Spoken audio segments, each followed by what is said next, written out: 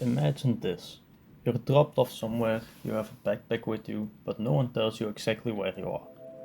You don't get a map, no route, no explanation of what you might encounter along the way. You only know one thing. You have to find your way home.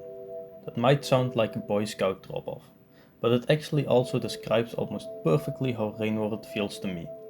In Rainworld, you play as a little slug cat trying to survive in the ruins of an ancient civilization. You have to find food and reach a shelter before the deadly rain starts. The time between two rainstorms is called a cycle. If you survive it, you can move on, but if you die, you lose some of your progress, and most importantly, the game tells you almost nothing. You have to figure out for yourself where you are, what's dangerous, and what you need to do. And that's exactly why Rainworld doesn't just feel difficult to me, it feels like you've been dropped somewhere and not supposed to be. When you start a new game, you might expect someone to help you to get started. Go over there, follow this path, this is where you need to be. Rainworld does almost the opposite. The first time I played it, I had almost no idea what to do. For example, I came across my first karma gate. A karma gate is a gate you can only open once you've built enough karma by surviving cycles. But the game didn't tell me that. I just didn't know why that gate wouldn't open. I tried different things, I died, I tried again, and slowly I began to understand how the system worked. That's important to my experience with Rainbow, because I wasn't given the information I had to earn it. As a result, it feels like you're dropped into the world and have to figure out how to navigate on your own. You aren't constantly told what the right route is. You look at your surroundings and try to figure out for yourself where you need to go. And because of that, knowledge itself becomes a form of survival. But there is another problem when you're dropped into the world. You are not alone in the world. There might be animals, other people, sounds, things you can't see. And I felt that sensation strongly in Rainworld too. The animals in Rainworld don't exist just to attack the player, they have their own lives, own behaviors. Lizards hunt, vultures search for prey, scavengers react to what you do, and sometimes animals even fight with each other. For example, I remember a moment when I was in a tunnel and two lizards outside started fighting each other. I didn't have to do anything, I just waited, and yet it was incredibly tense, because I didn't know how the fight would end. And I also didn't know if one of these animals would attack me afterwards. That moment made it clear to me why the ecosystem is so important. The world doesn't wait for me, the animals don't wait until I'm ready. They just go about their business. Just like during a drop-off, you can't expect the forest to stop just because you have to pass throughout it. And that made me feel like I wasn't the main character in this world. I felt like an animal trying to survive among all the other animals. On a scavenger hunt, you might get a map, but even with a map, you don't always know what's around the next corner. Rainworld does something similar with its level design. I remember getting lost for almost an hour in the industrial complex, every room looked just like the other one. I didn't know where I'd come from, and more importantly, I didn't know where I was supposed to go. At first, I found that especially frustrating, but later on, I began to understand how the world worked. Rainworld doesn't want me to feel comfortable. The world feels as if it already existed before I arrived.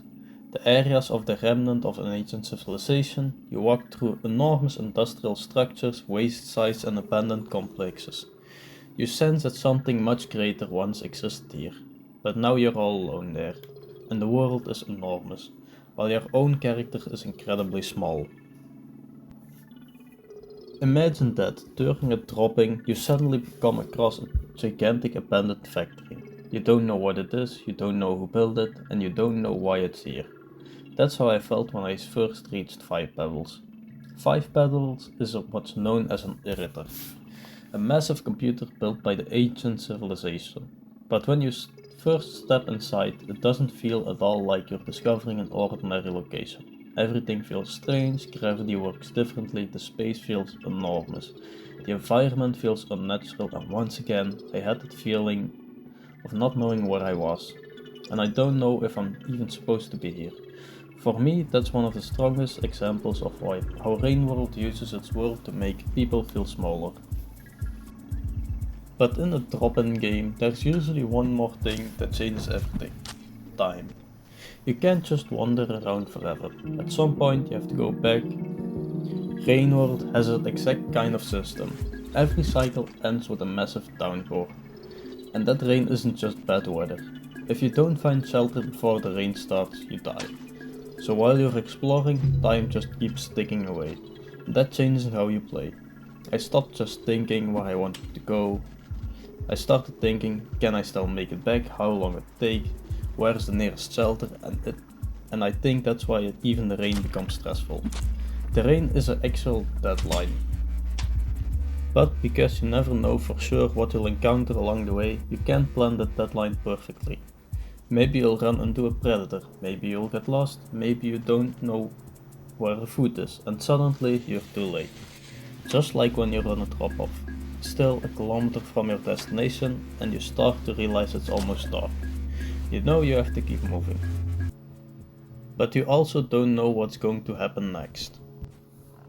And ultimately this changed the way how I played Rain World.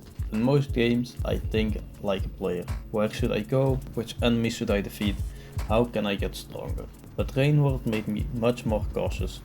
I listened for sounds of screen, I memorized escape routes, I waited before crossing an open area, I started looking for predators before moving. And I no longer played as if I had to conquer the world, I played as if I had to get out of here alive. And I think that's the biggest difference. Rain World doesn't constantly try to make you feel stronger, it tries to make me consistently show how small I am. So the comparison between Rain World and a scout dropping isn't just about the fact that you have to survive. It's about the feeling that you don't have everything under control. You aren't given a clear route, you don't always know what's around the corner, and the world doesn't revolve around you, and there's always a deadline. But that's exactly what gives small successes meaning. When I finally reached the shelter after a difficult cycle, it didn't feel like just another checkpoint, it felt like I'd survived truly something. And that's ultimately why Rain World feels so different to me than any other challenging games.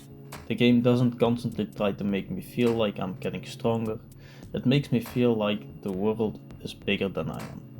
That I'm not in control, that I'm vulnerable.